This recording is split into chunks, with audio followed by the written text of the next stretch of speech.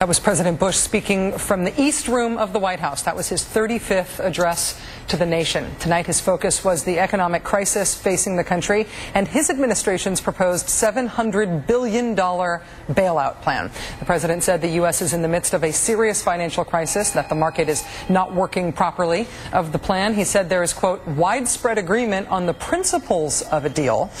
He described areas of widespread agreement as including the need to remove the risk posed by bad assets, the need to protect taxpayers, the need for large and small institutions to be allowed to participate in the bailout. He described the need to prevent any failed executives from getting some sort of windfall out of the bailout plan.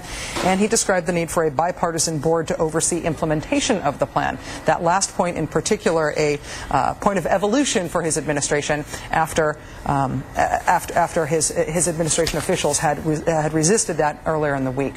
Joining us now is Senator Chris Dodd, Democrat from Connecticut. He is the chairman of the Senate Banking Committee. Senator Dodd, thank you for your time. I'm very happy that you are very busy these days. I'm getting very tired, too. It's been a long 5 days. And I think it's probably going to be a long few more days. Yes, you are. Right. You're absolutely right. And let me ask you first about the way the president described the current crisis tonight. Do you agree with the president about why this crisis happened and what the contours of the crisis are? Well, the president identified correctly it was the foreclosure crisis, the housing crisis. What the president left out, we don't need to dwell on this because we got to look ahead, but the president left out is the cops weren't on the beat. I mean, we had plenty of regulation in the area. The question was the regulators weren't doing their jobs. That is to go out and prohibit deceptive and fraudulent lending practices. Remember, the Wall Street Journal pointed out that 65% of the subprime mortgages that were worked out or were extended actually qualified for prime mortgages, a lot less costly than they had to be. So this was unscrupulous behavior, bad behavior that went unchecked for far too long. And secondly, and talking about Fannie Mae and Freddie Mac, and clearly we need changes there, but Fannie and Freddie Mac bought very few of these subprime mortgages. So the problem going from subprime mortgages, predatory lending, to the situation we're in is a bit different. But look, there's no point tonight. We need to think ahead. Can we resolve this matter in front of us, put our country back on the right track? And there'll be plenty of time to go back and do the autopsy on how we ended up in this very tragic and sad moment when an administration for 8 years, in my view, didn't do their job. But now we need to say, what do we need to do in order to get a program in place to allow for our country and our economy to recover? Well, let me connect those two ideas. The president did address the issue of regulation, what you describe as the cops not being on the beat. He essentially said there shouldn't be any update in regulation now. We should deal with that after the bailout. When you're considering this in the Senate, when Congress is considering his bailout plan, are you considering an effort to force the issue of re-regulating Wall Street into this bailout plan, or are you willing to consider it as a separate matter? Well, it probably has to be done in the larger sense as a separate matter, only because it's so complex it will take a while. But there are things like the predatory lending bill, which we've drafted and marked up in the past, ought to be a part of something like this. I doubt we can get that, but clearly that needs to be done.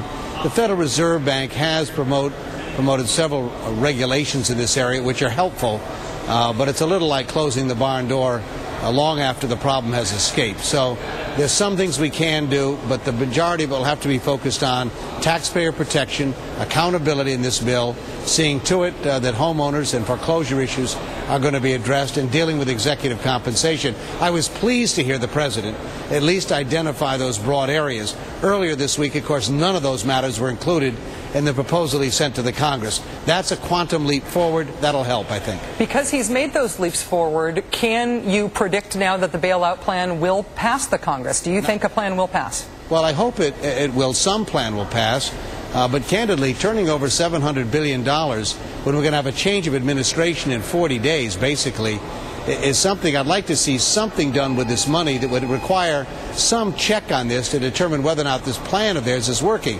I've talked to a lot of people on Wall Street who spent their careers there who have serious reservations about this particular proposal. Now, Congress ought not try to micromanage that, but I'm not convinced this plan is going to work, and a lot of people who are far more knowledgeable about the workings of these financial institutions are not either. So I'd like to be able to have some point here fairly quickly that we make a determination as to whether or not this proposal, if he's given the authority, will actually work.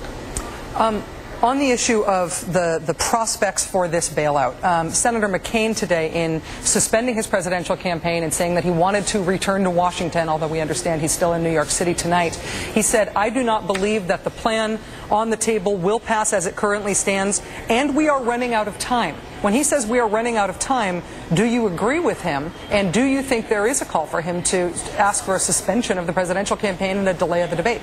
Well, look, I'd like to move quickly if we can on this as well. But, Rachel, I'll tell you, speed is not the issue here, getting this right. This is the kind of decision, if not made well, made in a smart way, in a pragmatic and thoughtful way, could haunt us for decades to come.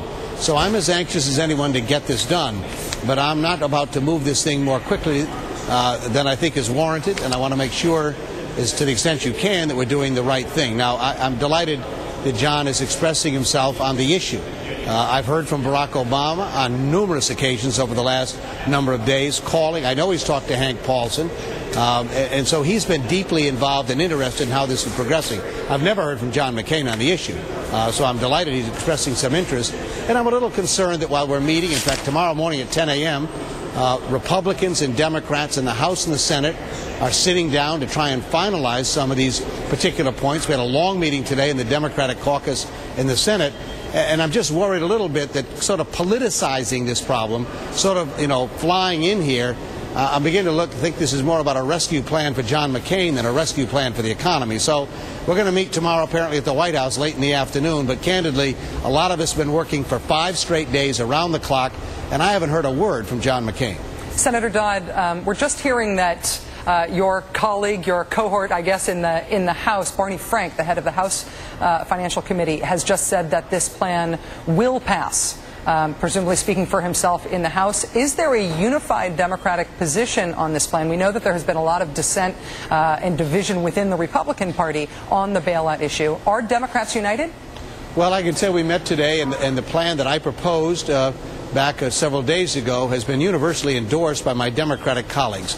And it incorporates a lot of the principles, Rachel, we talked about here tonight. That is taxpayer protection, dealing with home ownership, the foreclosure issue, as well as accountability. And it's very important to point out here as well, beyond these issues, the American people want to know, what does this mean to me? I understand you're going to buy a lot of bad assets on Wall Street, but it's about retirement plans, 401ks, these whole issues of job creation, obviously college tuitions. All of these issues as well are at stake. And if, in fact, these problems are as serious as they are, then we ought to move forward. But I'm not about to move forward with a plan that I don't think is going to do the job or is going to give far too much power and resources to an administration that hasn't demonstrated yet to me they know what to do with it. Senator Chris Dodd, Chairman of the Senate Banking Committee, thank you so much for joining us tonight. We really appreciate it. Thank you, Rachel.